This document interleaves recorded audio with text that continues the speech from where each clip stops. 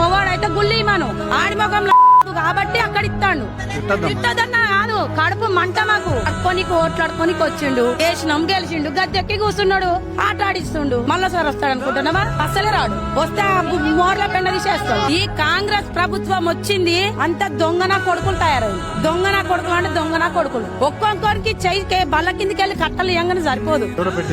ఈడనా ఏం చేస్తాడు? బొక్కడ అందరిని ఎల్లగొడతాడు. గుడి దగ్గర, గుడి లోపలికి పోము, మాదిగోళ్ళం కదా మేము. గుడి లోపలికి పోము, గుడి చుట్టూ ఊడుస్తాం. భక్తులు తినేసిన ప్రసాదాలు అవన్నీ ఊడుస్తాము, ఇంత నీట్గా చేస్తాము, అలుపు చల్లుతాము, నీళ్లు చల్లుతాం, కడుగుతాం. గుళ్ళకు పోము, ఎందుకంటే మేము గుళ్ళకు పోతే మేము మాదిగోళ్ళం. ఇక్కడ అందరం మాదిగోళ్ళమే, ఇక్కడ ఉన్న వాళ్ళందరం మాదిగోళ్ళమే. వర్షం పడితే రేకుల కింద బిందెలు పెట్టుకొని డ్రమ్ములు నింపుకుంటోళ్ళం మేము. పురుగులు పట్టినాయి డ్రమ్ములల్లా. పశువులకు తాగనికి నీళ్లు లేవు, కరెంటు లేవు. ఇప్పుడు మాకు కరెంట్ వచ్చింది. బీఆర్ఎస్ వచ్చినాక మాకు కరెంట్ వచ్చింది, మాకు నీళ్లు వచ్చినాయి.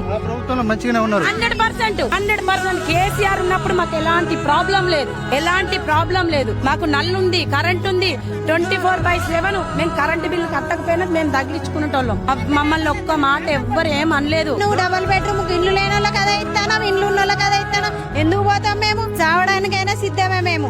ఏం చేసుకుంటాడో చేసుకోమా నరేందర్ రెడ్డిని. ఒకవేళ మా ఇంట్లో జోలికి వస్తే వాళ్ళని చంపడానికైనా మేము చావడానికైనా రెడీలో ఉన్నాం.